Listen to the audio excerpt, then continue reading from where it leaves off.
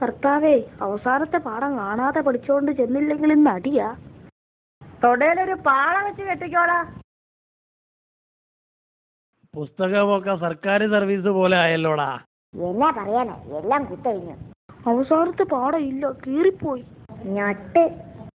പുസ്തകം ദേവൻ തമ്പുരാനെ പോലെയായി. ആദിയുമില്ല അറുതിയുമില്ല. ആദിയുണ്ട്, വയറ്റിലാന്നേ ഉള്ളൂ. മുട്ടയുടെ വീട്ടിൽ ചെന്ന് അവന്റെ പുസ്തകം നോക്കി പഠിക്കാം.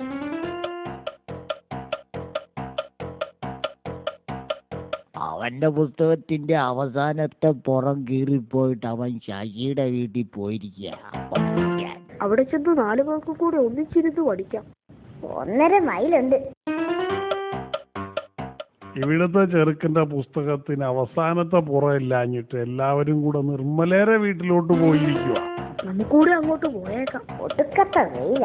ഇവിടെ ഒരു പെരുവയറയുണ്ട്. പുസ്തകത്തിന്റെ അവസാനമെല്ലാം അവള് തിന്ന ലക്ഷണമാണ്. എല്ലാവരും കൂടി പ്രസാദിന്റെ വീട്ടിലോട്ട് പോയിട്ടുണ്ട്. ക്രോസ് കൺട്രി ആണോ? ഇവിടുത്തെ ചെറുക്കന്റെ പുസ്തകത്തിൽ അവസാനത്തെ പാഠം ഇല്ലാഞ്ഞിട്ട് എല്ലാവരും കൂടി ബോവന്റെയും മോളുടെയും പുസ്തകം നോക്കി പഠിക്കാൻ പോയിരിക്കുകയാണ്. എല്ലാവരുടെയും അവസാനത്തെ പാഠമാണ് കീറിപ്പോയത്.